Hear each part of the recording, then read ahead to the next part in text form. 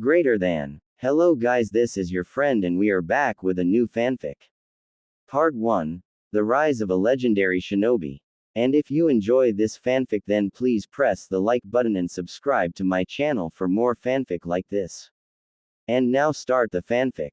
No, after about 8 years of the constant crap, sometimes it being literal crap, he got thrown at him. He had two options: try and seek the approval of those that would rather see him dead in a ditch, or say it all. Seeing as at this current moment he was being chased by the ever stereotypical mob, there were even pitchforks and torches. He found himself leaning towards the latter option. Who might this person be? Well, our main character, of course. Is there like an angry mob store where they get a group discount or something? 'Cause this shit is just ridiculous. Ladies and gentlemen, meet Naruto Uzumaki Namikaze, the pariah of Konohagakure no Sato. Most would be wondering why an 8-year-old kid would be running away from a mob of angry villagers out for blood at such a young age, and the answer is actually quite simple: Kyuubi. By the age of 8, young Naruto was much more mature and jaded than any child or person should be. But when about 89% of your own home village wants to have your carcass mounted on their wall, it kind of becomes your only option. Having lived on the streets after getting kicked out of the orphanage at the age of 4 and doing these fox hunts on a near monthly basis, Naruto knew damn near every nook and cranny of the village. Using said knowledge of his home village, Naruto knew the best place to lose the mob. Even if there were any ninja mixed among the crowd, he doubted they were of enough skill level to be any better than the villagers, otherwise he would have already been caught. Even still, as a precaution, he had picked out a route and a hiding spot that would lose even a seasoned chunin. Noticing that the beginning of his escape route was coming up, he ducked under a thrown rock and made a sharp left into an alleyway. Racing to the far end of the alley, he found the small hole in the chain link fence that would allow his small body to squeeze through to the other side. Not leaving anything up to chance, the young blonde continued running as fast as his little legs could carry him to his next obstacle. Making another quick left and using the momentum he had built up, he threw himself onto his chest and slid through a small window into an abandoned warehouse. Naruto felt the sting on his chest, notifying him that he had scraped himself up pretty badly with that last maneuver he had pulled, but the alternative of letting them catch him was far worse. Quickly looking for the ladder that would lead him to the roof of the building, he spotted it in a dimly lit corner and made a mad dash for it. Climbing it as fast as he could with his lung burning and his body aching all over, he finally pulled himself up onto a catwalk of sorts. Continuing on with his survival-inspired obstacle course, he ran to the end of the rusty and rickety catwalk and, finding the loose window pane, opened it and was welcomed back out into the moonlit world once more. A quick sprint later and he was opening and closing the door of a stairwell leading down to the building across from the warehouse he was just in. Considering this was the slums of Konoha, he highly doubted any of the members of the mob would still be following him at this point, so he jogged down the stairs, still being as quiet as possible just in case. Murphy's Law seemed to dictate his every move after all. Finally reaching the bottom of the staircase and consequently the end of his life or death Olympic sprint, Naruto could do nothing but collapse onto the cold concrete floor. Laying on his back, the only sounds that could be heard were those of the rats scurrying to and fro and Naruto's own ragged breathing. Even with his own Uzumaki enhanced stamina and Kyuubi adding to that, running for your life for the better part of a half hour would leave most anybody tired. I'd give you a 10 for execution, but your showmanship could use some touch-ups. Considering your age though, I am still rather impressed. Echoed a deep yet smooth and even-toned voice from somewhere in the building. As soon as our little blonde protagonist had heard the beginning of the words, he had instantly frozen up. Even now Naruto held his eyes shut and slowed his breathing and hoped with all that he was that Murphy had not him over yet again. As much as I would enjoy a game of opossum with you, I would much rather have a civil conversation. Finally the disembodied voice gained shape, though the shape wasn't exactly welcoming. The owner of the voice seemed to literally melt out of the shadows, shrouded in an all-black cloak that looked like it had seen better days. Regardless of its torn and ragged appearance, it still served the purpose of completely covering the figure from head to toe. The only thing really discernible about the figure was that he was damn near 6 foot, was male, and his body looked to be built to hit both hard and fast.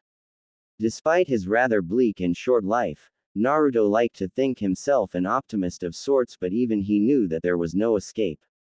While the figure had been talking to him, he brought up his mental map of the area and knew that any and all escape routes would require him to expend energy he just simply did not have at this moment. Even if he could somehow muster some magical force to give him an extra energy boost, he knew that based on what his instincts were telling him about this imposing dark figure standing only feet from him, he would not make it too far. Sighing, the sun-kissed blonde decided that if the stranger had wanted him dead, he would have not been getting up anytime soon, and if the stranger was just biding his time or drawing it out, well, he was already dead, so might as well enjoy it. Naruto attempted to rise into a sitting position, but soon hissed in pain and groped at his chest in a bid to stop the horrible pulsing pain coming from there. Suddenly the pain was replaced by a warm feeling washing over his body. Naruto would have fallen asleep if it were not for the rather loud sound of something metallic clattering at his side. Looks like when you pulled off that little slide maneuver of yours, you weren't exactly paying attention to what was on that floor. Turning his head to look at what had caused the metallic clang, he saw that the figure had pulled out a handful of thin, jagged pieces of some kind of metal. Mustering what breath he could, Naruto managed to mutter out a small, "Thank you." "No problem, kid. Now how about we get to that little chat of ours, hum?" Reaching out his hands, the figure grabbed Naruto around the small of his back and raised him into a sitting position against the wall. The figure unceremoniously plopped himself down onto the floor in a cross-legged sitting position. Ensuing was a very awkward silence. Naruto tried to find out anything else about this mysterious man as subtly as he could, with no success. The damn cloak hid everything from sight. Naruto couldn't even make out a face or piece of hair because of the cloak's hood. "So, I'm assuming you have some questions you wanna ask me, huh?" began the strange man. Well, what did you do to get those metal shards out of me without, well, cutting me open?" questioned the young blonde. "Well, that's a pretty lengthy explanation, so in a nutshell, I healed you," provided the figure with an obvious chuckle at the end. Having to resist the very heavy urge to either sweatdrop or facepalm, Naruto attempted to move the conversation forward by asking his next question. Well, why did you help me? I'm not ungrateful or anything, but, well, most people wouldn't do that for me." Well, that answer is pretty simple. I'm not most people. More specifically, I'm not some inbred, backwards, hat villager that can't tell the difference between a jailer and its ward. Spoke the figure in a calm and even tone, which was surprising considering the colorful words he had just used. What now? Spoke the now thoroughly confused Uzumaki. Don't get him wrong, he agreed with the man's views on the villagers, but the whole bit about a prisoner and ward had left him at a loss.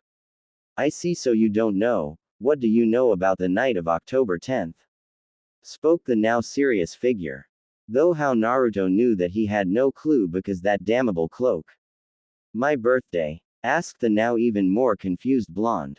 "Yes, your birthday, and also the day of the Kyuubi attack," continued the shadowed figure. "Well, the Kyuubi attacked and the Yondaime Hokage fought it and eventually defeated it, saving the village but at the cost of his own life," Naruto stated, "right?" he added, now feeling very suspicious. Shifting his body so that he leaned against the wall across from the young kid, he sighed and began, "Well, that is mostly true. You are missing some very vital parts to the story. First off, yes, the Yondaime fought the Kyuubi and died to defeat it, but the reason he died was because he used a kinjutsu that summoned the Shinigami. Now, not even the Shinigami could destroy the Kyuubi, as it is a huge massive construct of chakra, or in other words energy, and energy cannot be destroyed. So instead the Yondaime did, well, something retarded. He chose a baby that had been born that night, and that was as far as the stranger got before he was interrupted by Naruto, and sealed it into the baby, and that baby was me, wasn't it?" Most thought Naruto to be some stupid kid who knew next to nothing.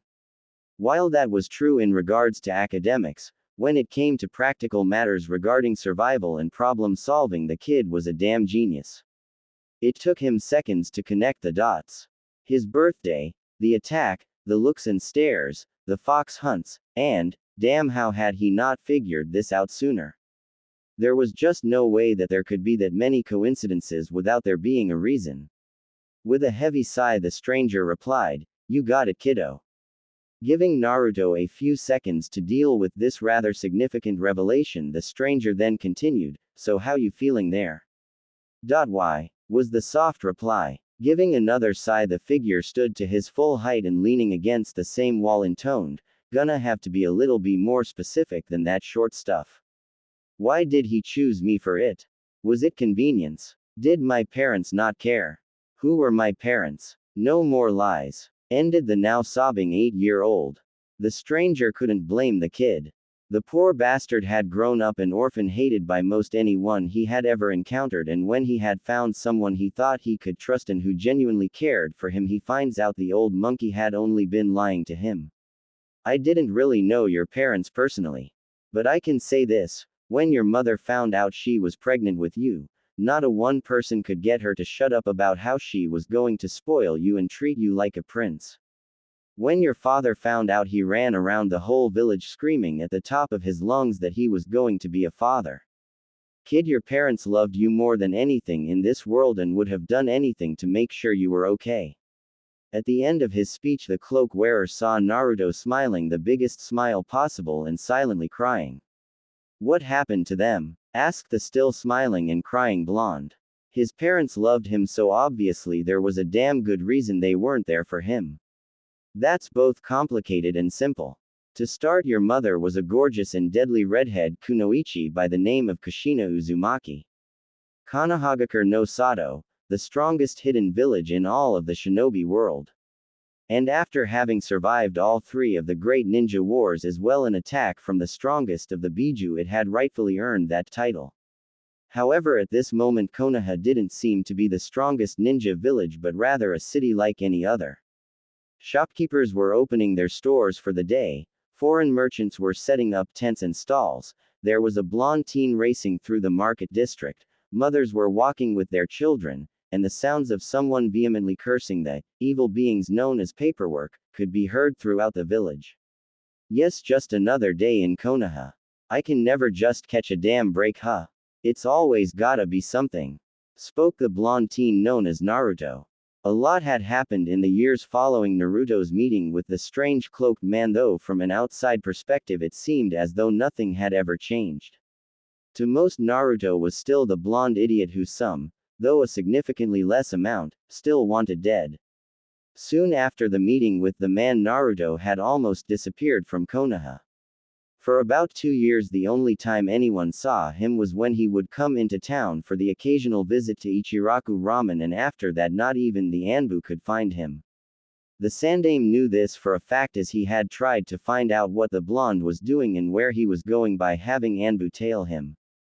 But try as they might, they could not find hide nor hair of the Jinchuriki unless he was seated at his stool in the ramen stand. Soon Sarutobi grew worried. The part of him that saw the little blonde Uzumaki as his grandson feared that something or someone had gotten their hands on him, and the Kami no Shinobi side of him feared much the same but for an entirely different reason. After all, it would not do to have Konoha's Jinchuriki fall into the wrong hands. Then after 2 years it seemed as though Naruto had moved back into Konoha from wherever he had been for those 2 years. A vast majority of the people who had hated Naruto had seemingly either forgotten about it or moved on with their lives in those years as well. This meant that by the time Naruto had moved back in, he was seen as just another villager. Only about 30% of the village still hated him, and less than half of those people would actually put any effort into showing it with more than just a dirty look or sneer.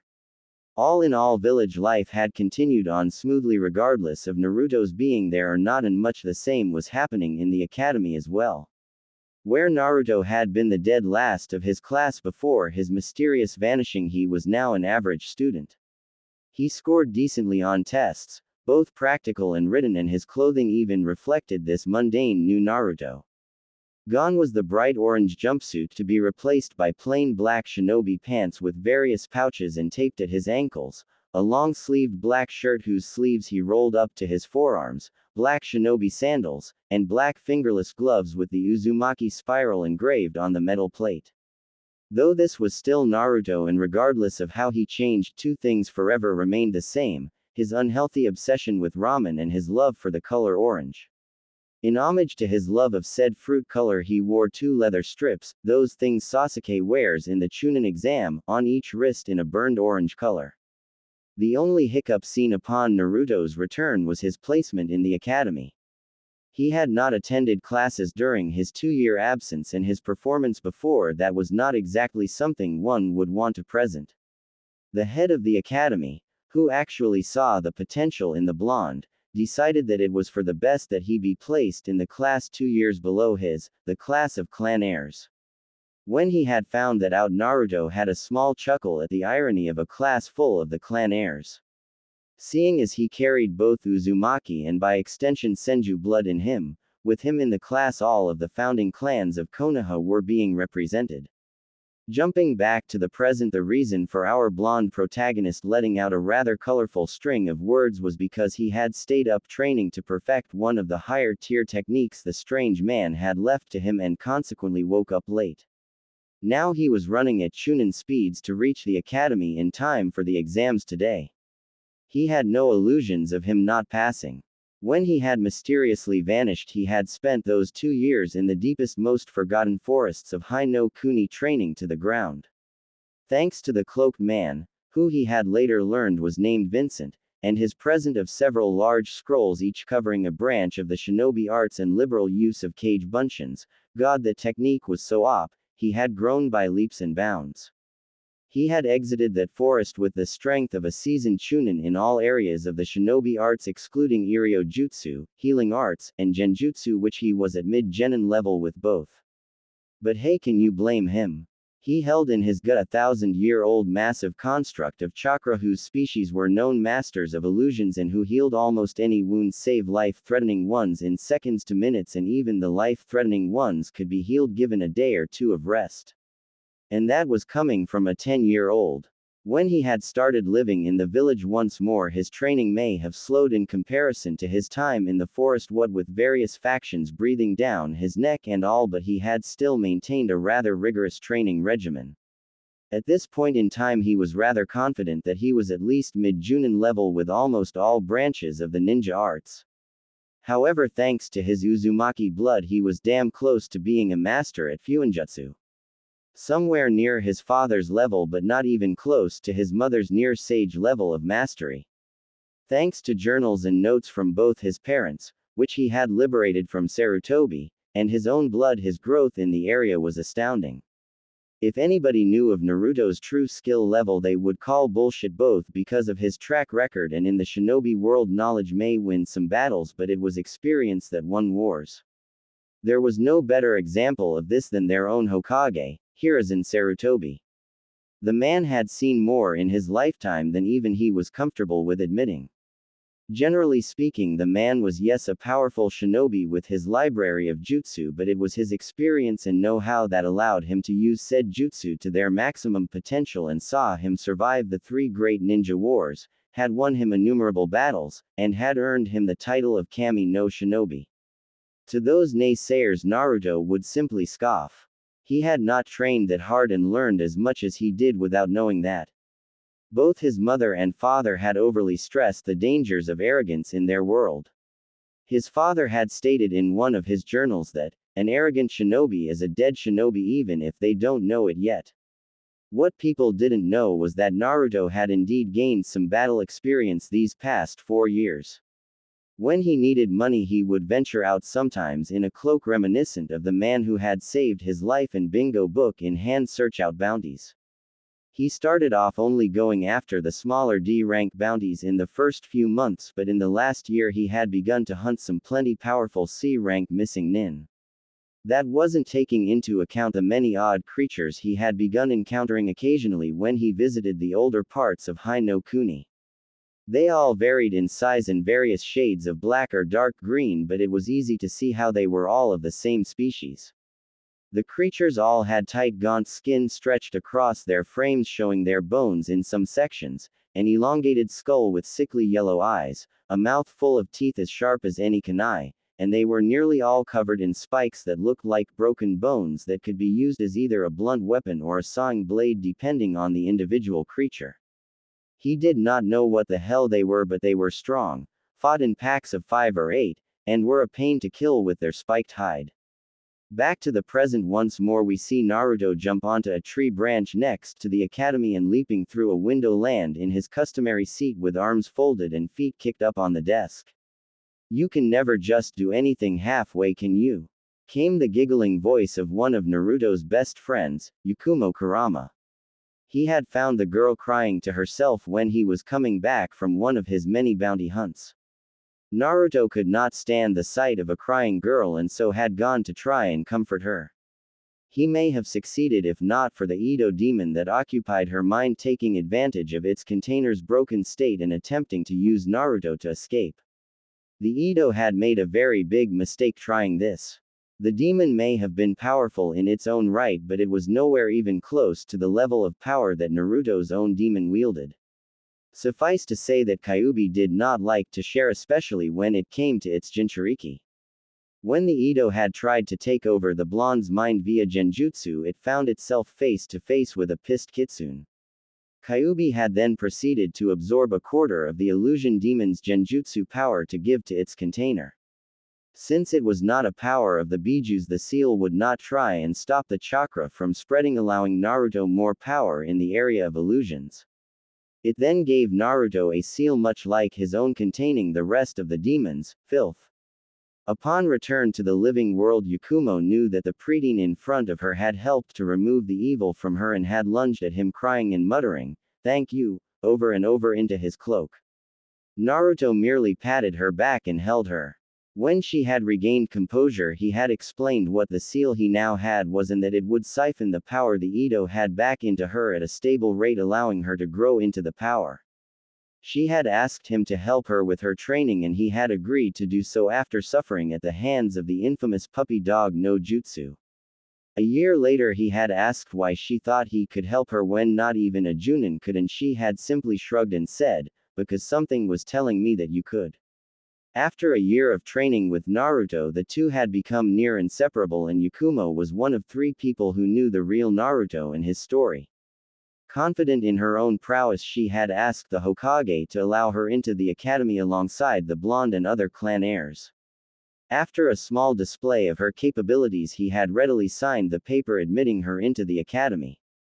"Well, it is Naruto, so is it really a surprise?" came the other giggling voice to his left, belonging to one Ino Yamanaka. She had seen how well the two had been doing and in the last year of their academy days asked how. They had simply told her that they trained. Not fully believing them, she had demanded that they help her too then. After a small debate they had agreed, and a month into the hell known as Naruto's Kick Your Into Shape bootcamp, patent pending, she could see the truth of their words. As she grew as a nin to be, she also grew in maturity.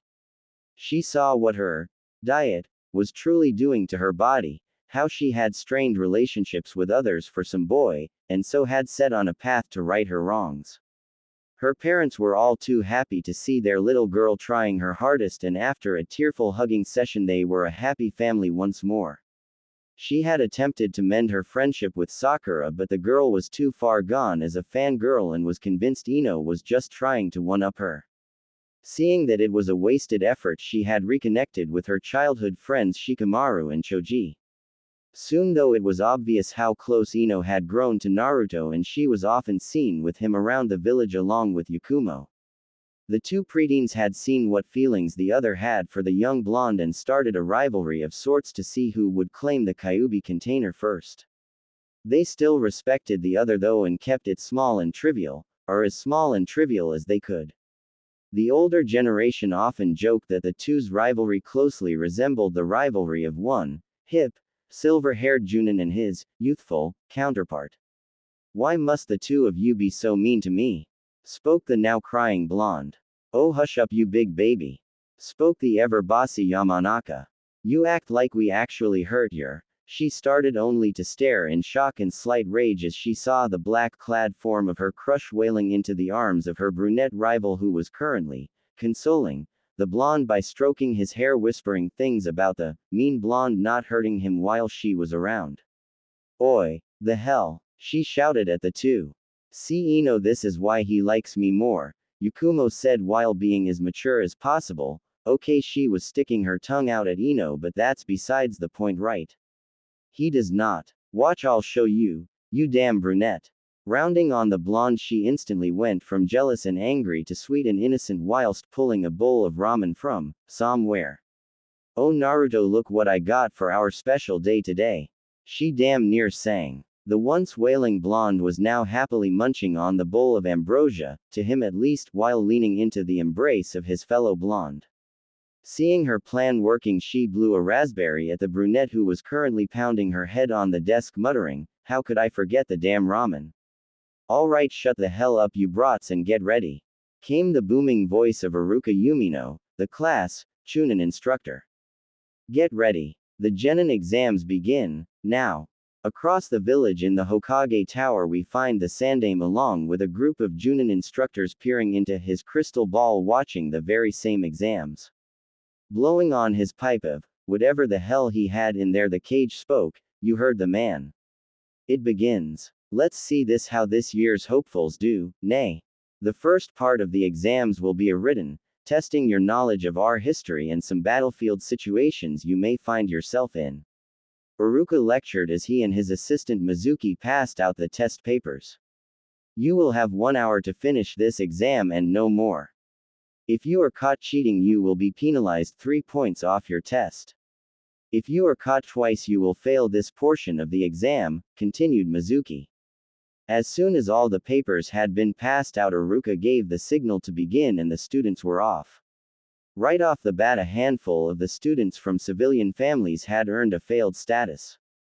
Iruka and Mizuki of course noticed far more than just those students cheating, but considering their methods of doing so met the cheating standards of the test, they simply ignored them.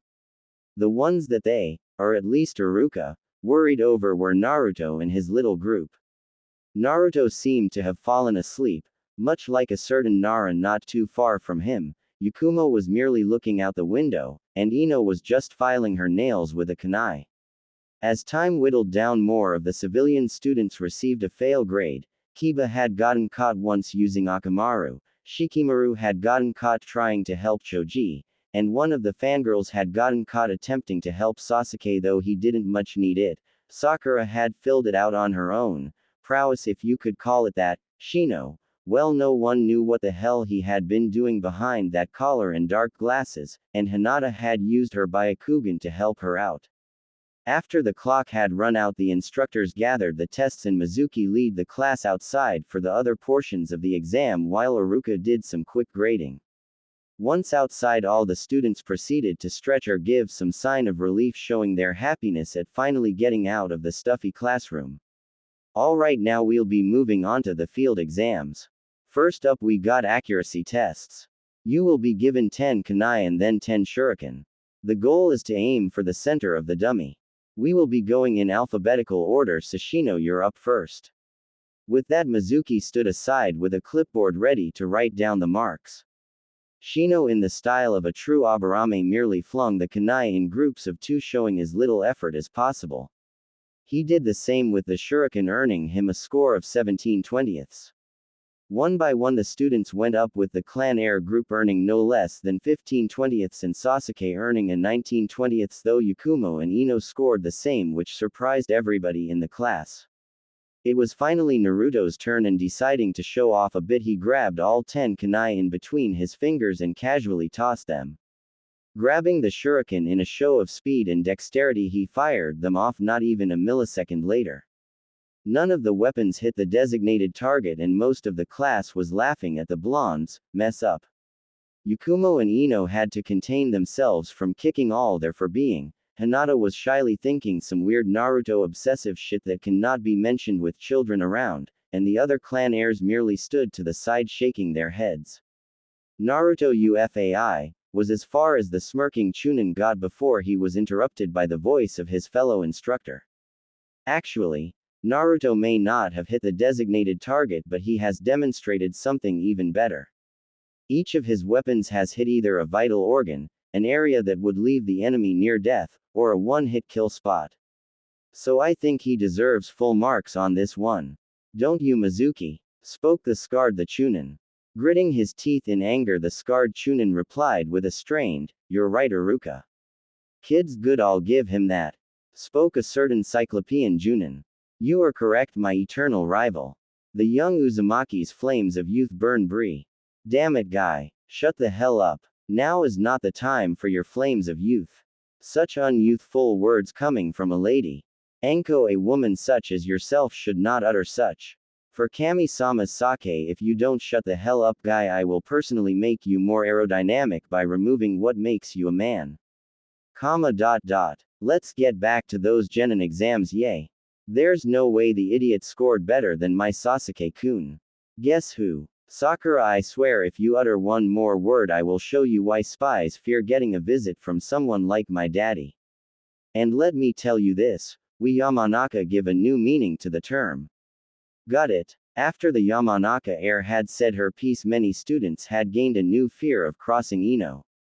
Moving on then, spoke the slightly fearful pineapple-haired Chunin.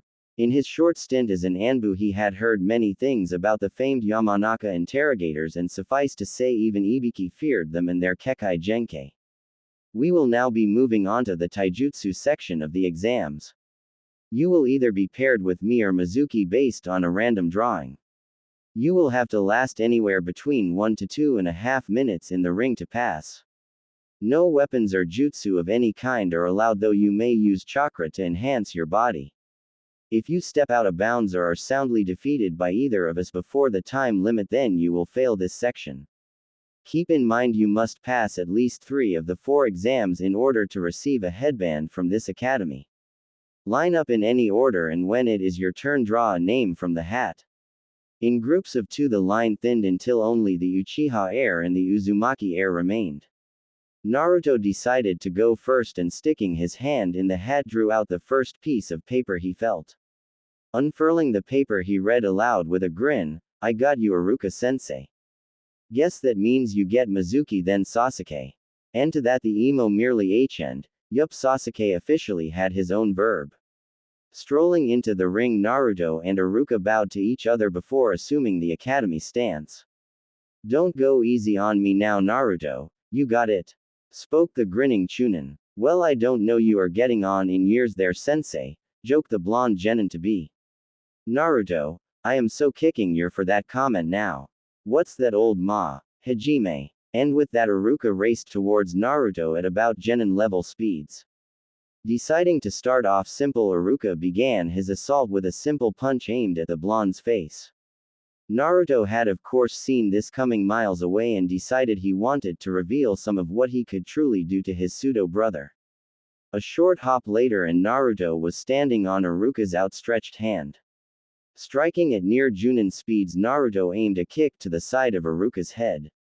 Now he may have quit Anbu years ago, but that didn't mean his skills had dulled too much, and with a turn of his wrist and ducking his whole body, Iruka held Naruto by the ankle and using momentum attempted to slam the black-clad academy student into the ground. The Jinchuriki may have been surprised at this turn of events, but he quickly recomposed himself and, seeing what was happening, stretched out both arms and pumped a bit of chakra through the limbs, allowing him to stop his body from meeting the ground without injury. Using the chakra built up in his arms, he pushed back against Iruka and, using his free leg donkey, kicked his sensei in the solar plexus, successfully knocking the wind out of the tan Chunin and freeing his other leg. Taking advantage of his sensei's lack of air and surprise, he twisted his body from being on the ground on all fours and in little more than milliseconds was in the air with a kick heading straight for the instructor's ribs. Iruka, not wanting to get hit in the chest twice in a row, brought up his left arm and blocked the kick aimed at his ribs. To his surprise, he actually felt the bones in his left limb rattle from the power of his student's kick. Sending chakra through his left arm to dull the pain and making note to dodge instead of block any further attacks, the scarred man used the same hand he had used to block to grab Naruto's outstretched hand and use it to pull the blonde into his range. With Naruto quickly heading towards him, Iruka twisted around so his back was to his pseudo-little brother and forcefully rammed his right elbow into the surprised academy student's gut, sending spittle all over his shoulder. Trying to not give the blonde room to counter, Iruka kept his hand wrapped tightly around Naruto's wrist and sending his right arm under the armpit of his student, he once more tried to slam the Kyuubi container into the ground. This time Naruto let his legs fall to the ground first, absorbing the shock and once again stopping him from meeting Mother Earth. Letting his body go completely slack on the ground, he used his free hand to grab onto Iruka's arm that was still latched onto his own, and curling into a semi-ball he pulled himself up and his sensei down to introduce the bottom of his sandals to Iruka's face. The last thought Iruka had before he made out with Naruto's sandals was, "This is gonna hurt like a bye." As the last 2 rounds of the taijutsu test had started, many of the students assumed that the match between Sasuke and Mizuki would be the one to watch. But with Mizuki trying to suck up to the Uchiha heir by going easy on him and leaving all kinds of openings in his attacks, it was over before Naruto and Iruka had even started theirs. With that, all the students turned to watch their other sensei fight with Naruto. Based on Naruto's standing in the class, the students had assumed it was going to be nothing special, but boy were they surprised when Naruto had, in the blink of an eye, stood on Iruka's arm and lashed out with a kick aimed at their sensei's head. As the match continued, the jaws of everyone there continued to drop lower and lower. Even Yakumo and Ino were surprised at the level of power the two were fighting at. They knew Naruto was strong, but he had never showed them how truly skilled he was. Everyone was even more surprised with how evenly matched the two were. The students of course knew that their instructor was strong in his own right, but with as comical and boring as he seemed most of the time, they would have never imagined that Iruka could fight at such a level. In the Hokage Tower, the group of Junin and even the Hokage himself were shocked at the level of skill being displayed by an academy student and a Chunin instructor. Some among the group knew that Iruka had been in Anbu at one time, but thought that after years of teaching at the academy that his skills would have dulled considerably, but here he was grappling and fighting at a mid-Junin level. Even more surprising was the fact that one Naruto Uzumaki was the one responsible for pushing Iruka to fight at that level. Now what the academy students didn't realize was that this was even more shocking because this was pure taijutsu being used. Many of the Junin and even the Hokage himself suspected that had this been an anything goes kind of match, there would have been a great deal of collateral damage as well as many more surprises. This also confirmed for Sarutobi that Naruto had been hiding a great deal of his true strength, among other things. Normally this wouldn't bother him, but considering this was both someone he considered his grandson and the village's Jinchuriki, he couldn't very well let it slide without knowing the true extent of the young teen's power. It also didn't help that Naruto had stopped referring to him as Gigi and their bond had become strained when the young blonde had Dissa. He knew something had happened when Naruto had vanished. Looks like he would need to have a talk with the blonde Uzumaki soon. As Naruto was helping Iruka walk back to where the rest of the class was, his instincts screamed that something was going to happen soon. Taking note of it, he broadened the area that his senses normally encompassed to a slightly larger area. He also made sure to activate his empath sense as well to be even safer. Naruto had always been able to get a feel for what intentions people had for him ever since he could walk, but it wasn't until he met Vincent that he understood why. It seemed that being an empath was somewhat of an Uzumaki trait, and it had appeared in several of the Uzumaki clan's greatest clan heads to some degree. He guessed that he must have inherited it from his mother, and thanks to having the mightiest of the tailed beasts stuck in his gut, the sense had been amplified to even greater heights. He wondered if it would be passed down to any children he had, like a Kekai Genkai. For the moment he just put that thought into the ask Kyuubi later pile. Alright class, onto the last portion of the exam. You will be asked to perform the basic 3 academy jutsu, Kawarimi, Henge, and Bunshin. If you have anything else you feel would showcase another skill you have, this would be the time to do so. Anything you show will be counted as extra credit, announced Iruka. Majority of the civilian students fared decently enough on at least 2 out of the 3 jutsu, and a handful of them even had some other jutsu or skill they had learned elsewhere, earning them their headbands. The clan heirs all did perfect on the basic 3, and all of them had a clan jutsu to show off what their clan was known for. Deciding to return to his average performance again, Naruto performed the 3 jutsu as asked, and as extra credit performed a minor wind jutsu that would put out campfires or cover tracks, which disappointed Iruka, Yakumo, and Ino, as they had wanted to see what else Naruto could do. Wrapping his arms around the shoulders of his 2 best friends and with his patented foxy grin on, Naruto said, "So girls, we've passed our genin exam and are free the rest of today. What say we go celebrate?" "Sorry Ruto, but daddy and my mom wanted to have a family dinner to celebrate tonight," sighed the slightly saddened Ino. She loved her family dearly, but she was still very tempted to go with her crush. "Yay, my aunt and uncle wanted to do the same. Sorry Naru-kun, but I promise we'll do something together tomorrow, okay?" Yakumo said, trying to cheer up the blonde. Though his foxy grin was now gone, he still smiled to cover up his sadness in front of the girls. "Yay, of course. Don't even worry about it. You two go home and have fun, alright?" With a hug and a kiss on the cheek from both girls, Naruto found himself alone. He had come to accept his life as an orphan long ago, and thanks to his somewhat sensei Vincent, he had gained closure with the matter. That still didn't make it any less depressing on days like these. As he mused on what it would have been like had the events the night of his birth not happened, he found himself in one of the taller trees surrounding the village walls. As he was gazing at the moon, his senses flared, and his empath sense, he really should come up with a name for it, warned him that there was someone feeling very anxious and devious close by. Turning around and sending chakra into his eyes to allow him to see further, he spotted a man he didn't really like and who didn't really like him carrying something he shouldn't. Deciding to take out some of his more negative feelings on the bastard, he jumped down onto a lower branch and waited. Kami-sama, this guy was slow. Right as Naruto's patience was about to run out, Mizuki burst out of the foliage with a crazed grin on his face. Naruto's sweat dropped at the fact that Mizuki hadn't even noticed him yet. God, how the hell did this guy even become a chunin? Shrugging and deciding to take advantage of the situation at hand, Naruto waited for the right moment before he leapt up and axe-kicked Mizuki, sending him plummeting to the forest floor. Naruto waited for a bit before he heard the satisfying sound of the traitor's body hitting the floor and the subsequent scream of pain accompanying it. Chuckling to himself, he calmly leapt down to the forest floor to find Mizuki struggling to get out of the crater he found himself in. Whistling, Naruto began, "I guess I put more power into that than I thought. Oops, haha. What the hell? What the air you doing here, demon?" came the pained voice of Mizuki. "Ouch, Mizuki, you wound me," Naruto said with a fake hurt look. "And I was actually just out enjoying the lovely night air when I happen upon you with what looks like the village's scroll of sealing.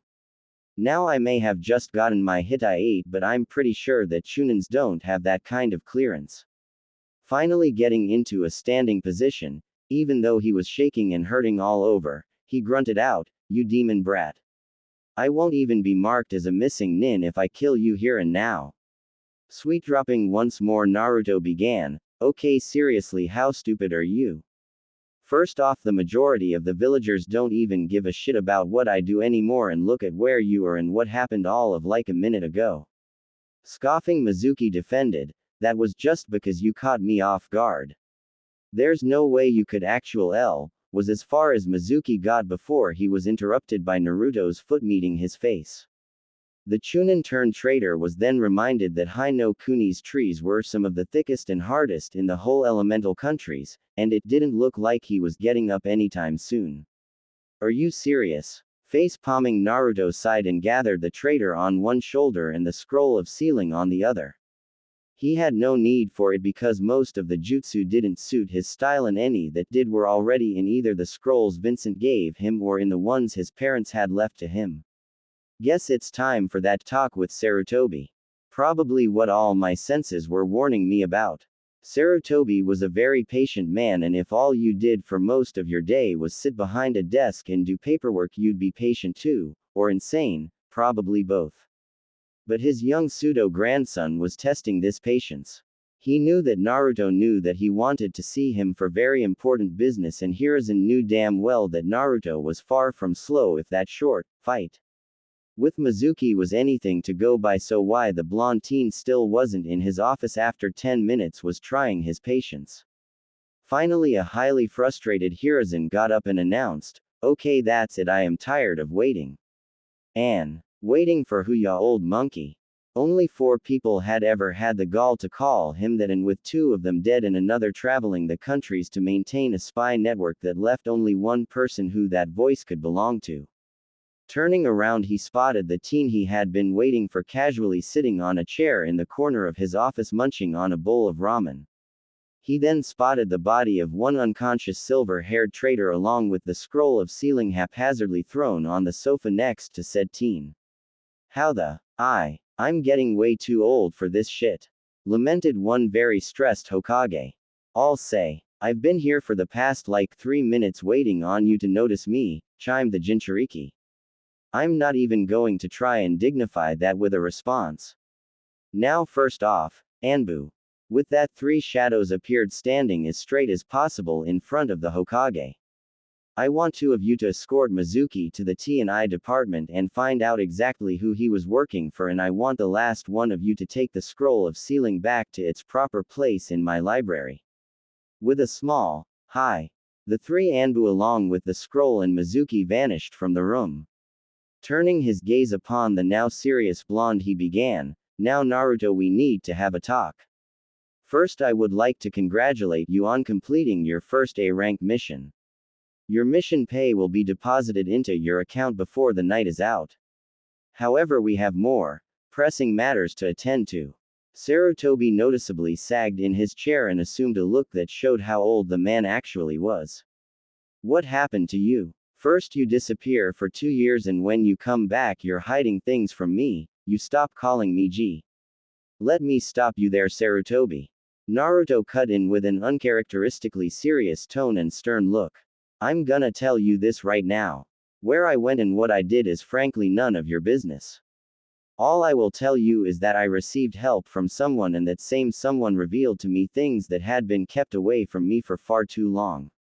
Sarutobi noticeably cringed at that. "I feared that that was the case. I take it you know everything then. Everything from the fox to whom my parents were, yes. Something you continuously lied to me about on several occasions. And that is the reason I no longer call you Gigi. You lost all the respect I had for you that day. But Naruto, you have to understand why I did it.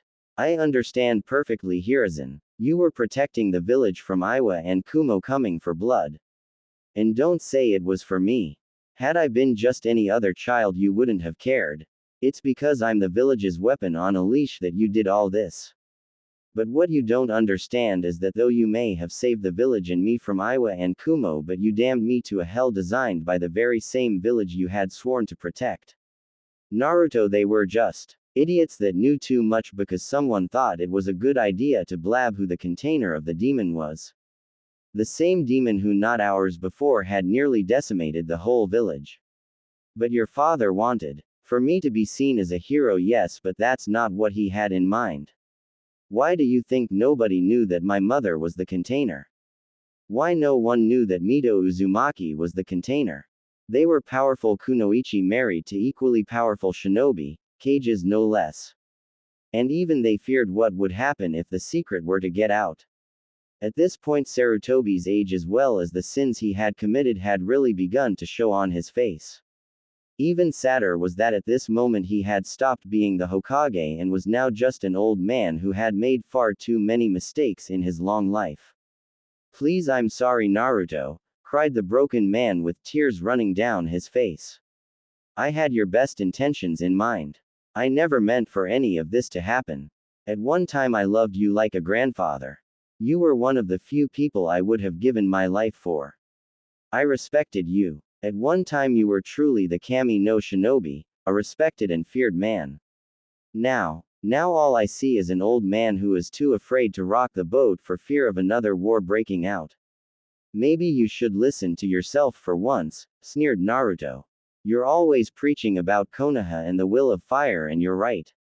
There is a reason we came out of all three of the Shinobi World Wars not just alive but as the strongest of the hidden villages. Why we were able to survive an attack from the strongest of all the Biju and come back from it. This village stands as the strongest for a damn good reason. It's because we fought tooth and nail to earn that title. As Naruto finished venting all that he had pent up for years to the old Hokage, he walked to the window and opened it. And you're right, you did have my best intentions at heart, but remember, the road to hell is paved with good intentions. Goodbye, Gigi. With that said, Naruto leapt out into the village, leaving the broken man. As Naruto spoke his last words, something inside the man had snapped. I have lived my life regretting far too many things. I'm no better than Tsunade trying to drown her sorrows in liquor and gambling. It was because of this sorry state I was in that Orochimaru got away and is now one of our biggest threats. Enough is enough. I am the Sandaime Hokage, Sarutobi Hiruzen. I earned the title of Kami no Shinobi through blood, sweat, and tears. This is my village. They are my ninja, thought the now revitalized man. Looking at where Naruto last stood, he thought, Naruto, I have made a mess of not just your life but of so many others, and for that I am sorry. I may never earn the right to be called your Gigi again, but I promise you that I will try my damnedest to become the man you had once respected. With a steely look in his eyes, he began to work.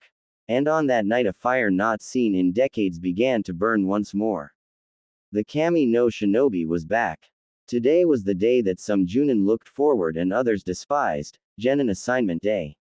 Even those that weren't going to be Junin senseis were here to see how the Genin hopefuls had done, as well as who Kakashi would be failing this year. Of course, said Scarecrow wasn't even here yet, which wasn't surprising in the least. Finally the Hokage walked in, and immediately all talking stopped, and not out of respect for the Hokage but more out of shock at the aura they were feeling from the man. Many of the younger Junin were surprised at the almost oppressive aura the Sandaime was putting out, and others like Asuma and Guy hadn't felt this aura around him since the Third Great Shinobi War when the man was much younger. Asuma merely smirked and thought, looks like Dad got his fire back. This is gonna be interesting. Right as the Hokage had opened his mouth to speak, Kakashi shunshined into the middle of the room, book in hand, and lazily drawled out, sorry for being late, Hokage-sama. I was. Enough. Hiruzen shouted, flaring his chakra slightly, showing them why he was Hokage. I have heard enough of your excuses, Kakashi. I've let it slide before because you are one of the more powerful shinobi we have in our forces, but no more. You are a ninja of this village and I am your Hokage. When I tell you to be somewhere at a certain time, you will be there 5 minutes early. Do you understand me, Junin? Kakashi noticeably straightened his posture and instantly put his book away. Hi. It won't happen again, Hokage-sama. And with a bow, Kakashi walked back to his fellow Junin. He may be strong and Sarutobi may have aged, but he had no doubt that the Hokage could still bat him around like a pinball if he so chose. Now, like I was about to say, we are here to assign Genin teams. As usual, those Junin who either volunteered to become senseis or were persuaded to do so, at that he cast a glance at Kakashi, have already voted on who they would like. So those of you who chose to teach these Genin, please step forward. At this, Asuma, Kurenai, Kakashi, Hayate, and Genma stepped up in front of the Hokage's desk. I have reviewed the teams you all wanted, and normally I would agree with your choices. However, in light of certain events, I have chosen to make some changes. Many of the Junin senseis were surprised at this. They thought that they had given justifiable enough reason to get those that they had wanted. Asuma, you had wanted to train the next Inoshika Cho team, but I fear that our enemies will have by now made proper countermeasures to combat said team. Instead, you will be getting Team 10 consisting of Shino Aburame, Choiji Akamichi, and Sasuke Uchiha. At this, some of the Junin gasped. They had figured that Kakashi would have gotten the Uchiha heir due to the Sharingan. Even Asuma was surprised by this and showed it by asking, Dad, you sure about this? I mean, I can see your logic, but the Uchiha? I'm hardly capable of teaching a Sharingan user. Besides, what would the council say? You are correct. You aren't capable of teaching a Sharingan user. But you won't be teaching a Sharingan user. Young Sasuke has as of yet to even unlock his family's dujutsu, and he will already have more than enough resources to train said dujutsu when that time comes. I am giving him to you so that he can learn to fight without the use of his Sharingan. Hiruzen calmly spoke. Secondly, what of the council? I am the Hokage and these are my ninja to command as I see fit and they have no say in these matters. I see. Sorry for doubting you, Pops. With that said, Asuma rejoined the line of Junin. Moving forward, Ms. Yuahi will be getting Team 8, which will be Hinata Hyuga, Shikamaru Nara, and Kiba Inazaka. Though the young Hyuga is under a probation of sorts. Thoroughly confused and worried about what the Hokage meant by probation, the red-eyed beauty inquired, Hokage-sama. What do you mean by probation? That's quite simple. The heiress is far too shy for this line of work. If she has not made a significant amount of progress in said area as well as skill, then she is to be removed from the program and recommended to join the Med Corps instead. Shocked and afraid to say more, Kurenai merely nodded and assumed her place in line once more. Now Kakashi. You will be receiving the team of Naruto Uzumaki Namikaze. As he said this, many Junin had their jaws hit the floor. The kid was the son of their Yondaime. After thinking about how similar the two looked for all of 4 seconds, those same Junin face-palmed. The kid was a damn carbon copy of Minato. How had no one realized it? Kakashi was surprised, but not that Naruto was his sensei's son. He had known that for years and had tried his damnedest to adopt the child but was thwarted by the council at every turn. The most he could do was sneak the kid presents and protect him from mobs when he could. Kakashi was surprised that Sarutobi was finally releasing that information. He guessed the kid already knew about it, so there was no reason to keep it a secret, especially now that he was a genin. Waiting for the sudden outbursts to end, Hiruzen continued, as well as Ino Yamanaka, and Yakumo Kurama. You will be Team 7. Hayate and Genma received teams comprising of those with civilian backgrounds that had also passed the genin exams. As team announcements drew to a close, most of the Junin left to either prepare a rough lesson plan and test for their genin or do Junin things. However, Kakashi stayed behind after receiving a glance from the Hokage. You wanted to speak to me, Hokage-sama? Inquired the silver-haired Junin. Leaning into his chair and taking a puff off his pipe, Hiruzen spoke. Yes, I did. Thanks to certain events, it has come to my attention that Naruto is stronger than what he would have us believe. Much stronger than that. Sir, if I may. He did beat Iruka in an all-out taijutsu match. Also, he is their child. It's not really that much of a surprise if he's stronger than most, is it? Asked the confused Junin. Normally yes, but there are reasons I am telling this to you. First off, as I said earlier, you are one of, if not the strongest Junin that this village has to offer. In a few more years, I have no doubt you could claim this hat if you so chose. I am not saying this to praise you but to justify why I gave you the team I did. Hiruzen took a breather and relaxed into his chair more. Yakumo a few years ago was completely incapable of most any kind of physical activity. Kurenai had tried to help her much like Guy helped his young protege, but where Guy succeeded, Kurenai failed. The girl had then become consumed by her darker emotions, and with as potent as her bloodline was her mind, created a defense to stop her power from tearing her apart. Sadly, the defense it chose took the form of a demon named the Edo. The Edo would have consumed her and went on a rampage using her powers to try and destroy our village had she not met a certain blonde. Sarutobi took a pause here. Kakashi saw the look of sadness flash across the man's eyes as he mentioned the blonde teen, but chose not to say anything out of respect for the man and his personal life. I don't know what Naruto did, but only a year later she had gained near full mastery of her Kekkei Genkai, and her physical prowess, while not too impressive, was bordering on genin level. Considering the girl was not too far off from being handicapped by her condition a mere year before makes it all that more astonishing. The Scarecrow was of course surprised by this. He had after all seen the girl perform, and she was at least at Chunin level with her taijutsu, as well as with her weapons proficiency. He could only imagine how strong she was when she went all out. Ino Yamanaka was at one time a Sasuke fangirl and was one of the more fervent of the bunch as well. In the last year of the academy she made friends with Naruto, and just like Yakumo there was a massive jump in power. The only thing that was keeping her even slightly better than her once friend Sakura was her clan jutsu, but by the last month of the academy the girl was in the running for Rookie of the Year. Sir, I understand that you've given me quite the powerful bunch of genin, but why are you telling me this? Sighing, Sarutobi continued, we had no idea. Scratch that, we still don't know exactly how powerful Naruto truly is, but I wouldn't be surprised if he was closing in on your level of power. The fact that he's known about the Kyuubi and his heritage since he was 8 has allowed him a massive amount of time to train. He has played an active role in training those two girls. If he was smart enough to mask his true power so he could slip under our radar, I have no doubts he convinced those two to do the same as well. What I am saying, Kakashi, is do not take these three lightly. They may well be at Junin level already, and Naruto could be even past that if he has learned to harness the power of his ward. Then why did you give them to me, Hokage-sama? I fail to see why they aren't Chunin already, or at least Tokubetsu Genin, questioned the still confused Scarecrow.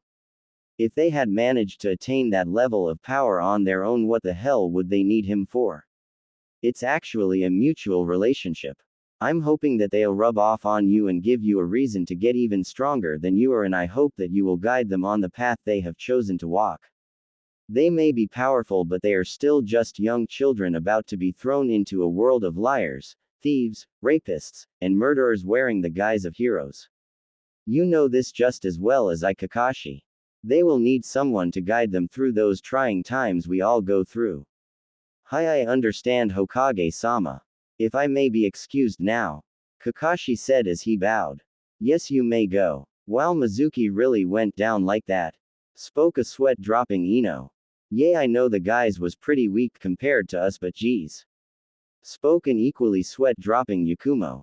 Wrapping her arms around Naruto's left arm, Yakumo continued, but this is Naru-kun we are talking about, and he is my amazingly strong guy after all.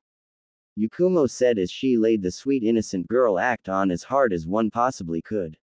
Whoa, wait a minute. You're amazingly strong guy. He's my strong guy.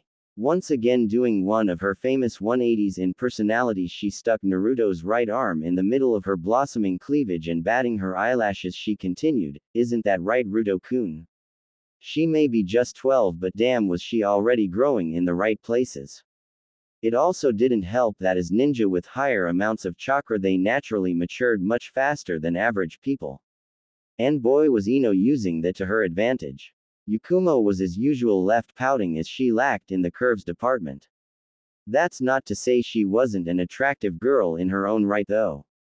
Where Ino was sultry and Yakumo was classy and refined, though she wasn't being very refined at the moment as she was currently tugging her crush towards herself while childishly sticking her tongue out at the rival for her crush's affection.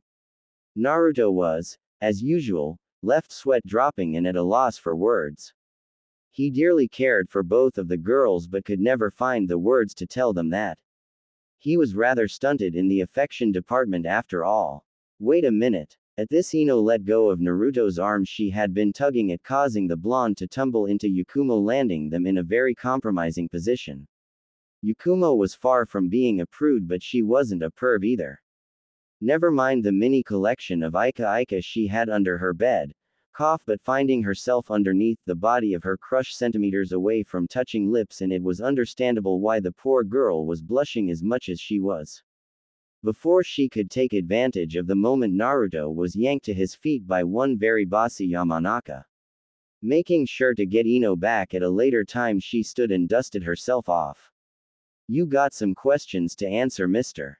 Demanded the demanding Yamanaka. I do, Naruto said as he shook.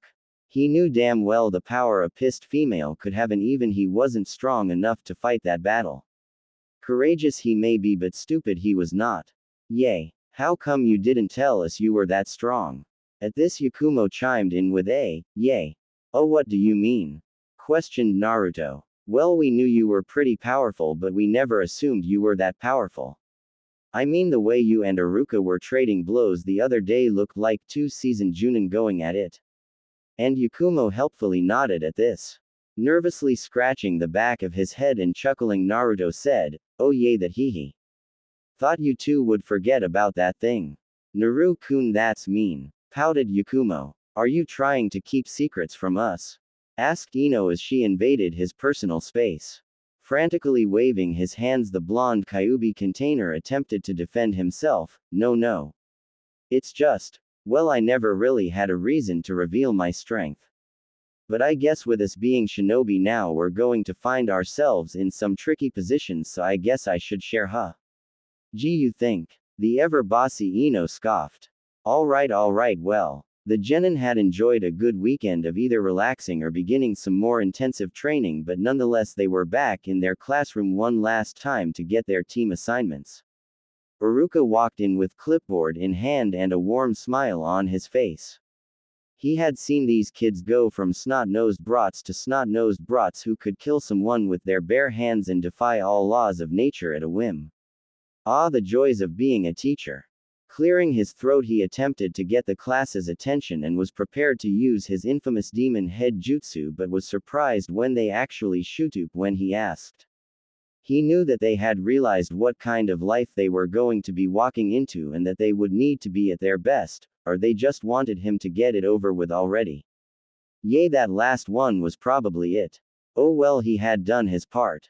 It was up to their Junin senseis to knock some more sense into them. Alright class, I'm going to keep it nice and simple.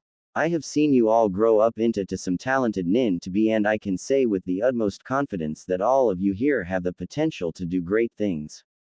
Who knows, maybe one of you is the next Hokage, or maybe your team will be the next Sannin. But know this, no matter what, watch out for each other. In this world of ours, friends and comrades may be the only thing between you and death. Cherish the bonds you make. You are now ninja of the leaf, so wear your Hitai with pride. You are the next carriers of the will of fire.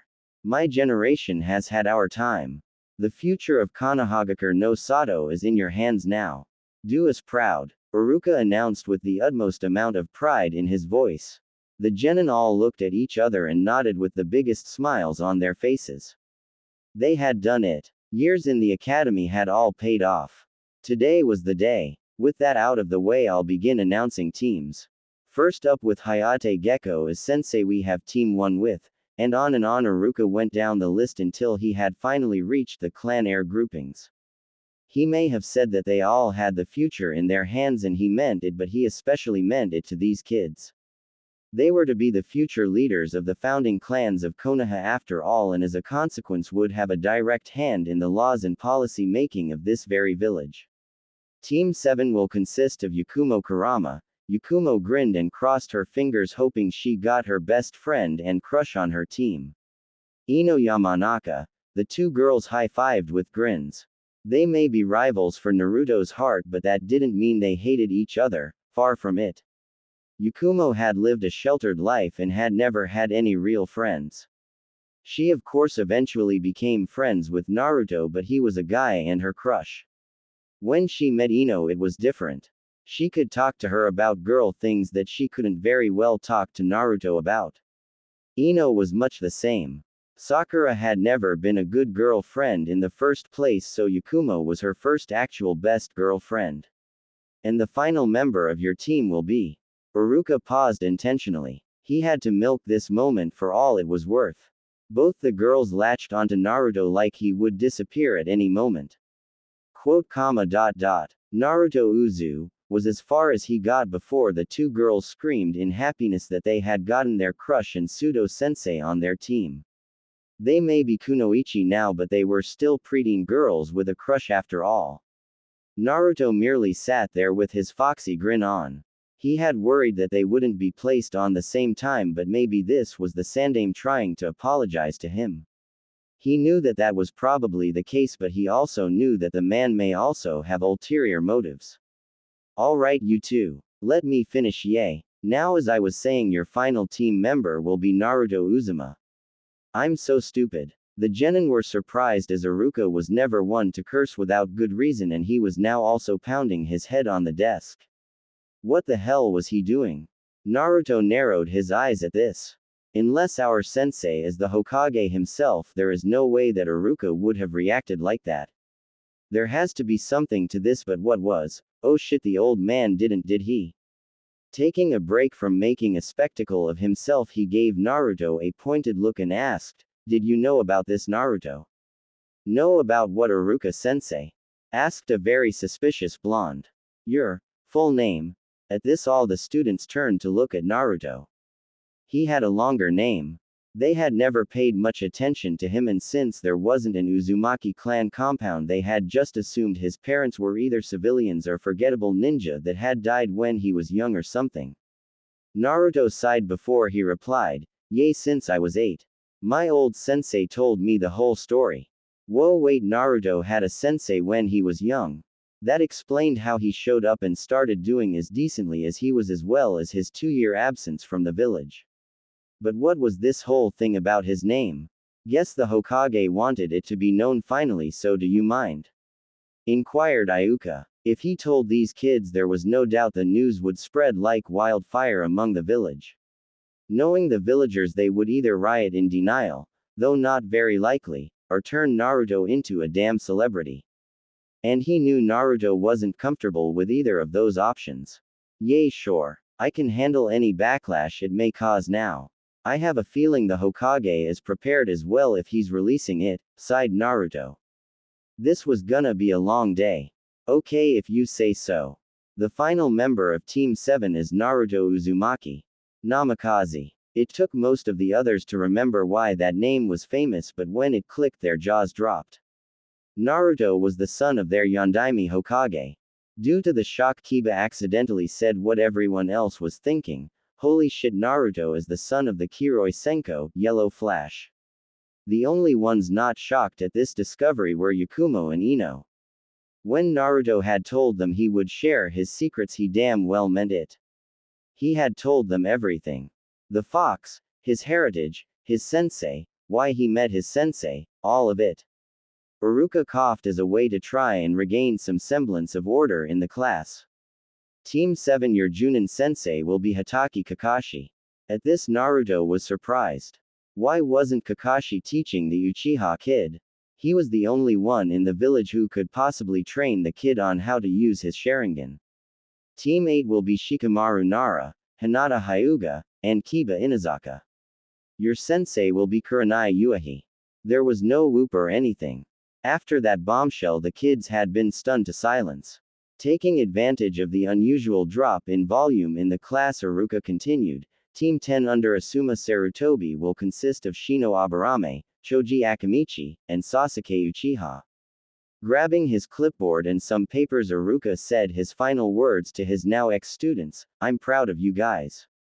Remember, my door is always open to any of you. It was an honor teaching you kids. Be safe out there." With that, Iruka bowed and the kids bowed to him as a sign of respect to the man. And with that, Iruka left the room. Before the kids could begin pestering Naruto with questions, Hayate and Genma showed up to grab their teams. Not seconds later, Asuma and Kurenai showed up as well to take their teams. As soon as the room was cleared, Yakumo and Ino looked at Naruto with concerned eyes. "You sure you're gonna be able to handle it, Naruto? You remember what you told us might happen if the village ever found out, right?" questioned an oddly kind Ino. Yakumo was a girl of few words and simply wrapped her hands around his arm and laid her head on his shoulder. Had this been another time, Naruto's fellow blonde would have made a scene, but now was not the time. Naruto needed all the support he could get. With that in mind, she mirrored Yakumo. Sighing yet again, "Yay, I'll be fine. As long as I don't start getting gray hairs from all this sighing I'm doing today, haha." Taking his arms out of the grasp of the girls and wrapping an arm around each of the girls' waists, he continued with a grin, "Besides, I got two beautiful and strong kunoichi by my side, right?" "Of course," spoke a blushing yet still pumped Yamanaka. "You bet, Naru," murmured the very comfortable genjutsu user. "Though I wonder where our sensei is," she continued. "Oh right. Almost forgot about that. Hey Inu. You can come out now." Naruto spoke, surprising the girls. Then they sensed it too. the chakra sitting at Uruka's desk. Turning, they saw a silver-haired man wearing the standard Junin uniform with his Hitai covering his left eye with his feet on the desk reading a certain little orange book. They both face-palmed at that. How the hell had they missed the guy? Guess they had been too worried about Naruto to notice. They made a note to not let that happen again. Had this been anywhere else, they very well could have been dead and Naruto wouldn't always be there to save them. I was originally gonna give you three a teamwork test, but seeing your current position I believe that may be a moot point, drawled the man. So you're the famous Kakashi Hatake, huh? Our village's own Sharingan no Kakashi, Yakumo calmly spoke. Naruto had drilled it into them that knowing your comrades was just as important, if not more so, than knowing your enemy. One of the Leaf's best Junin and son of Tsukumo Hatake, the Konoha no Shirokiba, White Fang of Kana. We got a pretty good sensei, didn't we, Ruto-kun? Spoke a grinning Ino. Kakashi was heavily surprised by the knowledge these two had on him. Most Chunin didn't even know who his father was and what he had done. Guess he was going to have to take this even more serious than what he had originally planned. Nicely done, girls, but you're forgetting one last little tidbit, spoke a grinning Naruto. Turning to Kakashi, he began. He was also the student of my father in the second incarnation of Team 7 and only a few years later was a well-known Anbu captain and was in the running for taking the position of head of the Anbu Black Ops. Naruto walked down to meet Kakashi and stuck his hand out. He was also one of the few people who ever gave a shit about me. How've you been? Inu ni. Finished the now smiling Genin. Kakashi just chuckled and shook his head. He really was in for it with this team. Good to see you again too, Naruto ni. Okay, so now that we are an official team we need to get some things out of the way first. You three know each other better than anyone else in this whole village, but as your sensei I need to know you three just as well so we can actually work together efficiently. At this the three Genin nodded. He wasn't wrong. Just because they could work flawlessly together didn't mean anything if their Junin leader knew next to nothing about them and their styles. He had much more experience and was far stronger than them, well except Naruto. Even still he did have an edge over even Naruto. He had been raised and fought in the last great ninja war and had seen and done things they may never have too. So to start it off, let's share our likes, dislikes, hobbies, your dream for the future as well as general strength level as well as what you think your specialty is. Pointing at the sole person with a normal hair color on the team he said, why don't you go first, Shy One? At that comment both Naruto and Ino chuckled. Yakumo. Shy. With a noticeable tick mark she began, first off I'm not shy you damn scarecrow. I just prefer not to say much, got it? Anyways, my likes are Naru-kun, Ino, and T. My dislikes, when Ino tries to steal my Naru-kun from me, people who intrude on me when I'm trying to get some peace and quiet, arrogant jerks, and people who use others. My hobbies include painting, observing others, meditating, and sightseeing. My dream for the future is to have a happy family with Naru-kun. My general strength level. Well, Naru-kun says I'm around low Junin level without my genjutsu. And my specialty is of course my genjutsu, though I'm fairly decent at Iryo Jutsu as well as stealth. An assassin who can make her genutsus come to life. If there was ever more of a perfect assassin, she'd be it. Alright Blondie, you're up next. At this both Naruto and Ino looked at each other questioningly. Kakashi sweat dropped. Hee oops. Female Blondie, you go next I guess. Deadpanning Ino started. Dumbass. My likes are Ruto-kun, Yakumo, my family, and vegetable stew. My dislikes are people who purposely destroy nature, Yakumo when she tries to butt in on my Ruto time, assholes, and fangirls. Of course my hobbies are tending to my family garden, spending time with Ruto, and studying the mind arts. My dream for the future is to be a good clan head and have a bunch of little blonde children with Ruto-kun. My strength level. Well, I'm not as good as Yakumo yet, but Ruto says I'm around high Chunin level. My specialty is of course my clan's jutsu, meaning I'm great for recon and interrogation. I'm also pretty good with poisons and the like. I'm actually pretty good at Iryo Jutsu too. Boasted the proud Yamanaka. Can't say I blame the girl. A year ago she was a fangirl herself, and to have reached her skill level in that time gives her right to be proud. But still she's pretty much strictly a support member, and sadly at this time our weakest link when compared to her teammates. However, Naruto is probably working on getting her up to snuff, so no worries yet. Well, now on to our last member. Your turn, short stack, the Junin said with a teasing eye smile. How the hell could an eye smile be teasing? The teen grew a tick mark. I grew, damn it. And he was right. When he was a kid he had been rather malnourished and so was pretty short for his age. But now, Naruto stood at a good 5 foot 5 inches, which was a good solid height for his age.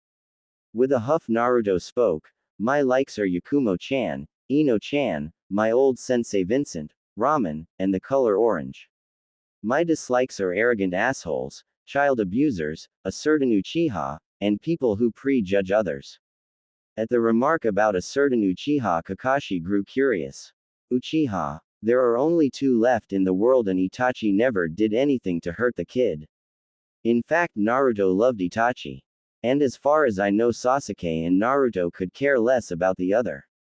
Who could it be? My hobbies include training, reading, researching, working on my own seals, and fighting people who give me a challenge.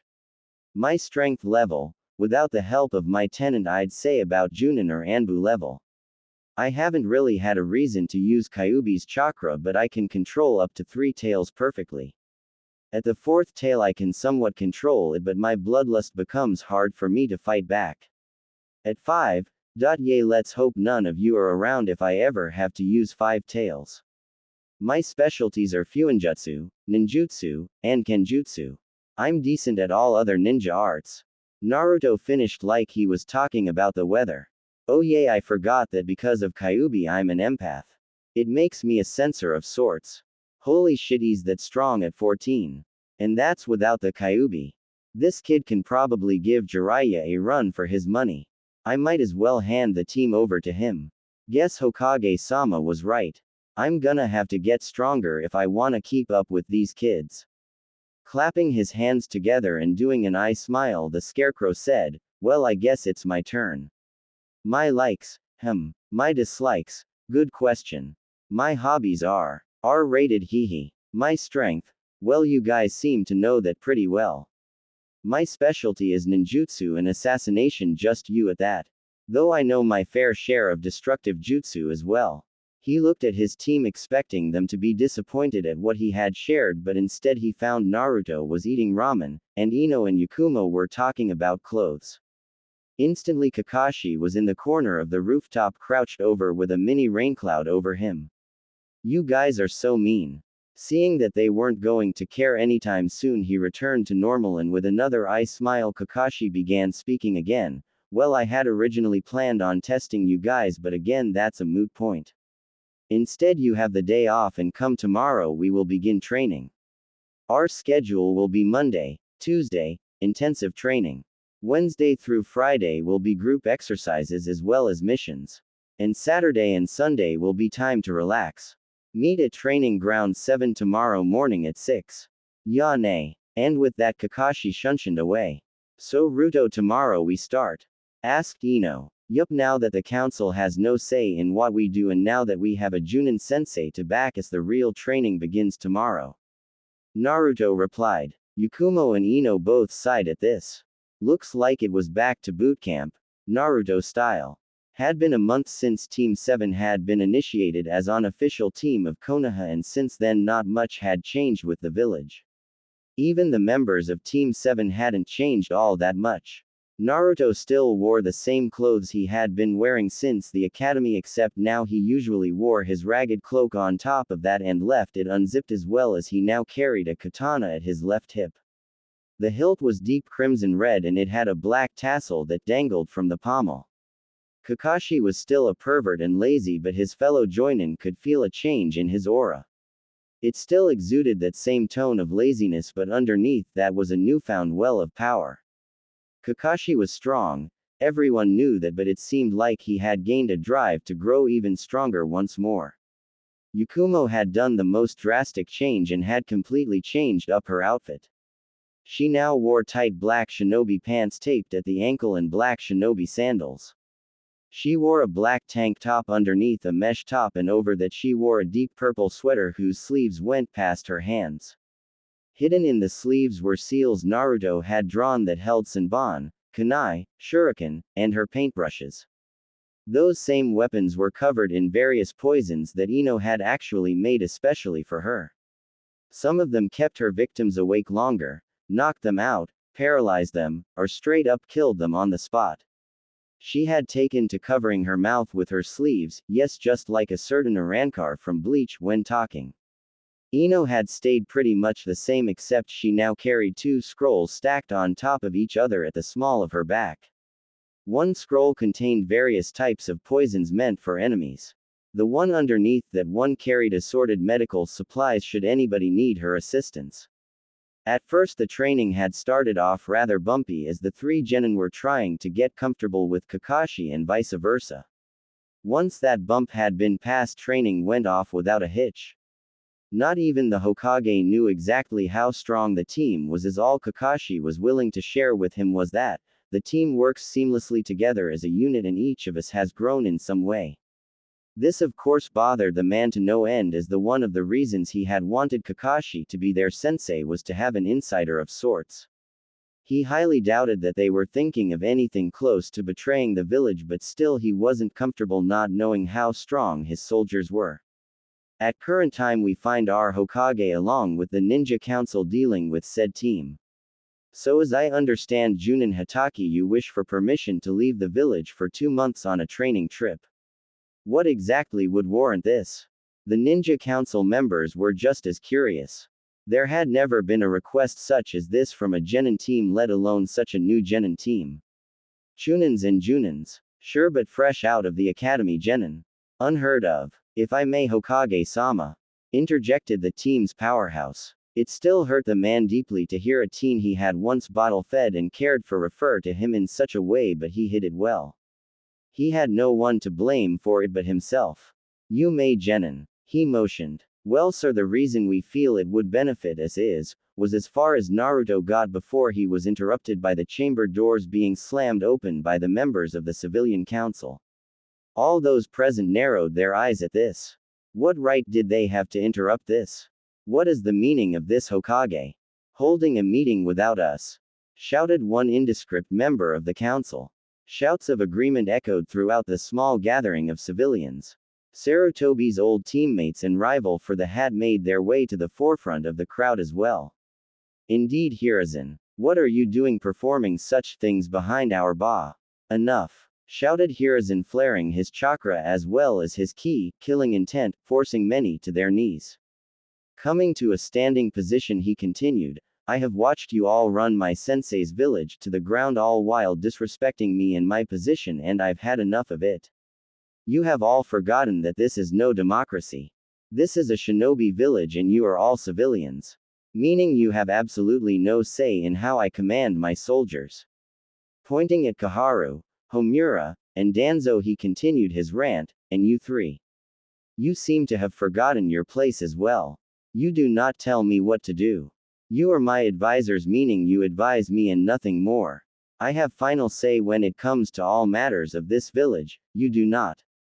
Letting loose a vast amount of chakra, causing even some of the clan heads to sweat, he spoke, do I make myself clear, civilians? Strained murmurs of, yes Hokage-sama, rang through the crowd. Sarutobi took his seat once more and dispersed his chakra, letting the civilians stand once more. Good. I hope I don't have to do this again. Anbu, escort these people out. It was with grumbles that the room was finally cleared of the civilians. Motioning with his hands like nothing had happened, he intoned, you were saying genin namikaze. Guess I had an impact on the old man that night.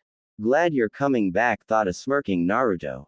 Coughing, he spoke with a straight face. Yes, well, as it stands, my team and myself have need of more space to practice both our own individual techniques as well group ones that would cause quite a bit of collateral damage to the village and any training ground in the village. And what of the Forest of Death? Or even the training fields behind the Hokage monument? Would they not meet your needs? Inquired the ever-stoic Hyuga head. Or even the Anbu training grounds? Those are made to handle such things, continued the feral Sum Inazaka. If I may be blunt, counsel and Hokage? Questioned Naruto. At their approval he bluntly stated, normally yes, but the use of my furry tenant is included in some of these as well as Yakumo's own bloodline. We also cannot get real-world experience here in the village, and being honest, we knew you would never permit our group to even attempt higher-ranking missions, so we figured that if we went out to train we would encounter people to test us. Kids damn smart, was the collective thought of among the ninja council. Hokage-sama, if I may, spoke a surprisingly alert Nara Shikaku. After getting the okay to canteen from his commander, he rose from his seat and with a sigh began to speak. I think this may prove to be quite the boon for us as a village in quite a few ways. Not only will we have possibly one of our strongest Junins accompany possibly our strongest Genin squad outside, they could, for the lack of a better term, serve as advertisements to both our allies as well as our enemies. Shikaku saw that he had piqued the interest of all those present. He continued with another sigh, by sending out these four they would obviously encounter both our allies as well as enemies. Of course our enemies may see this as an opportunity to pick one of our teams off, but when they are deftly handled by a mere Genin squad, well, you can imagine the ensuing rumors.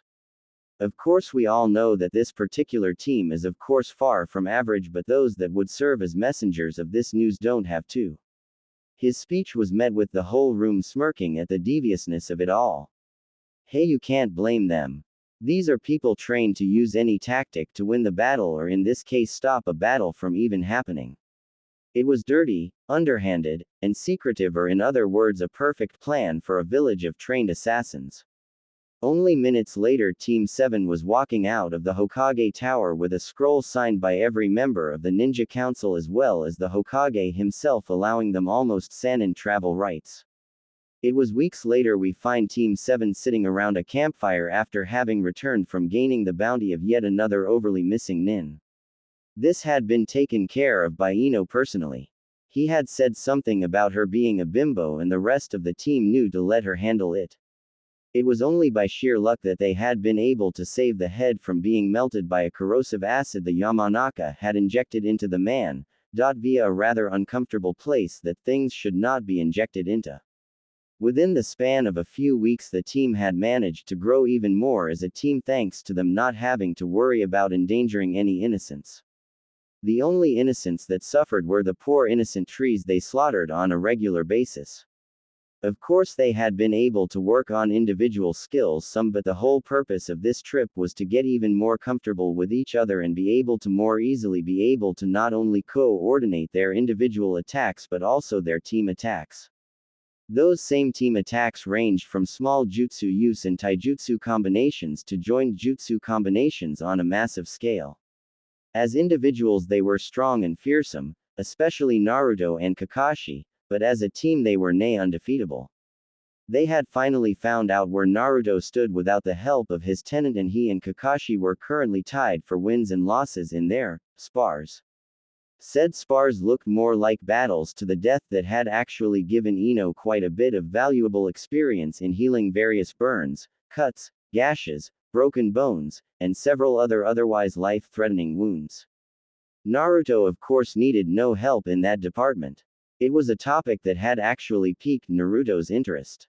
Whenever he had used even the smallest amounts of Kyuubi's chakra in the past, he always felt the telltale signs of said chakra beast's bloodlust and anger, but when he was healed he felt none of that. With that in mind he had elected to use today's solo training time to get some questions he had answered. Entering a meditative state he soon found himself in the sewer that was his mind. It had become quite clean in recent years due to his new outlook in life and all, but no matter how good life was going for him it remained a sewer still. The waters had lowered until they merely looked like a puddle, the walls looked much cleaner, and the pipes that represented his chakra pathways shined a bright bronze. The young Uzumaki followed the pipes and the huge source of power to the open chamber where the strongest of the Biju resided. Of course, being a massive construct of chakra didn't take away from the fact that the Kyuubi was still a kitsune, which is why our hero currently finds the snoozing form of the fox. Naruto now had a dilemma on his hands. He had to find a way to wake up the massive fox without ticking it off. If he pissed it off, then he would get 0 answers and be booted from his own damn mind. For as old as the fox was, it still acted like a teenager. Either that or the fox was affected by the person it was being contained in. Naruto paced back and forth with his hands folded behind him, trying to think of a good way to pleasantly wake up the sleeping furball without getting chewed out. After 5 minutes of pacing, Naruto snapped his fingers. We're talking about a giant fox here. What better way to wake up a giant fox than with a giant rabbit? Using the fact that this was his mind to his advantage, the blonde imagined a fluffy white bunny, except on a much larger scale.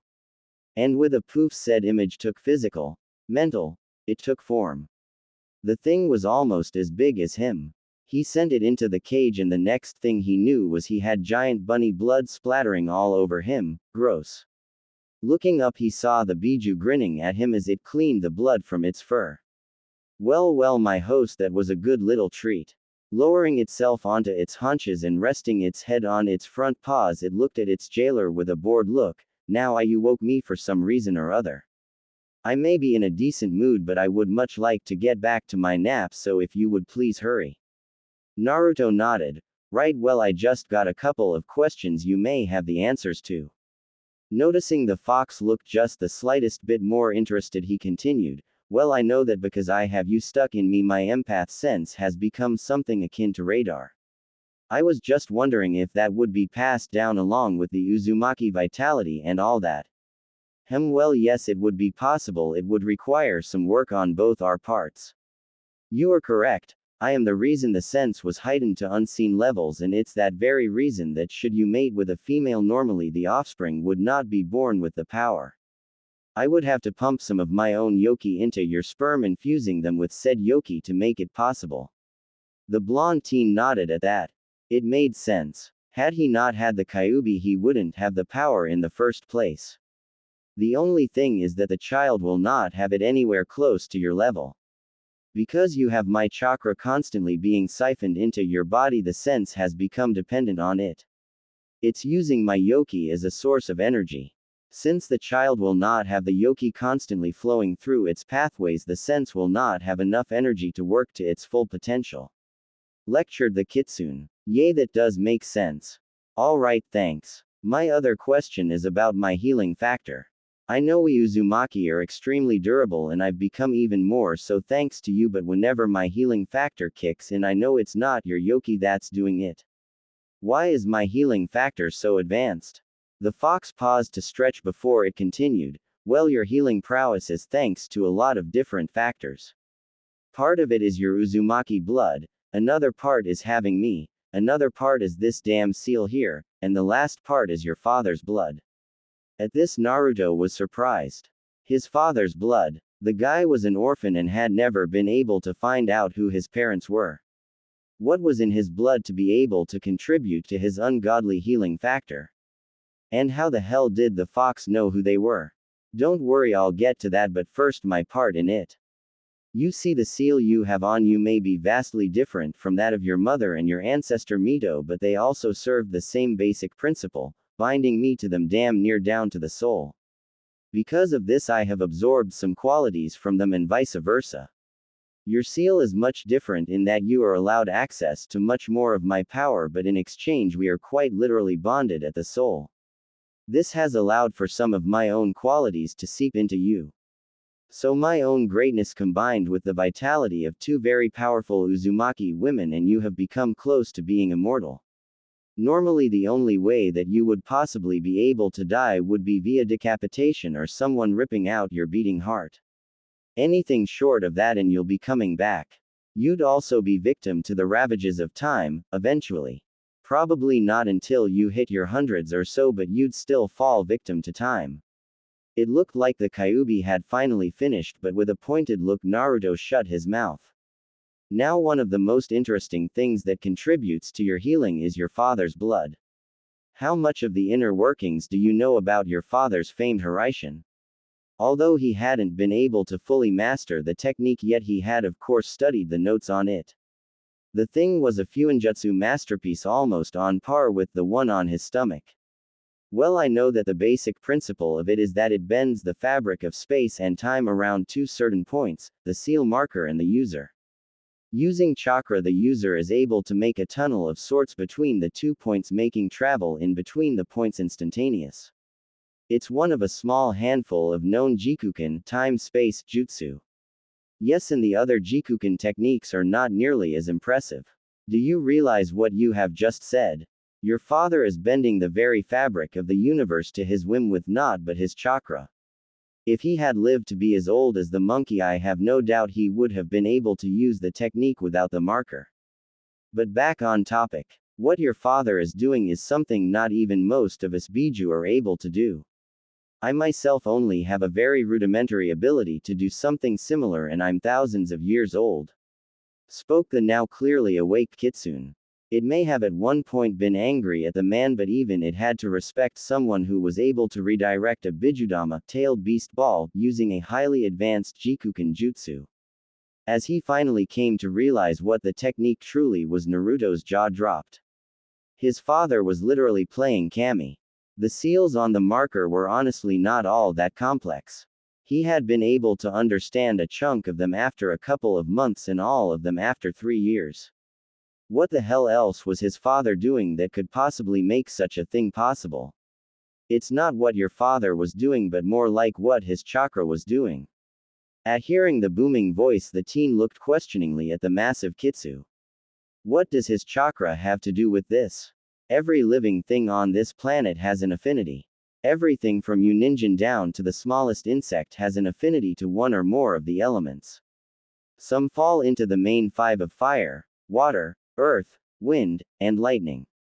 Others, however, fall into sub-elements such as ice, magma, metal, and even light and dark themselves. Your father was from a very unique clan thought to have died out during the clan wars. That clan was responsible for the handful of known Jikuken techniques. The Namikaze clan was a clan feared by many for their jutsu and their affinity to Jikuken. Others looked at them as demons, as they believed only the gods should be able to mess with time and space. Eventually the clan grew too full of themselves and attempted to time travel and plane jump. They failed, and the backlash caused by that failure cost them more than half of their numbers. The other clans heard of their weakened state and pounced. Soon the clan had been erased from the annals of history for fear that others would attempt to recreate their techniques. Only someone the age of your Shadaime would have any kind of knowledge on that clan. Naruto sat there awestruck. He was not from just one clan that had been wiped out due to fear of their strength, but two. But what made them so special? I mean, what gave them their affinity to Jikuken? I myself do not know of their origins, as they had been around when the Rakudo Sennin was alive. However, I do know that their chakra had special properties. Much like Uzumaki chakra grants the user vitality and endurance, Namikaze gifts them with dense and powerful chakra.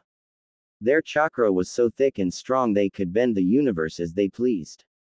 It's that very chakra that allowed your father to invent the technique that gave him his name, and it's that very chakra that now runs through your veins. But how does that affect my healing? The Namikaze clan were like the Uzumaki in that because of the properties of their chakra and blood they were harder to kill than the Avenue.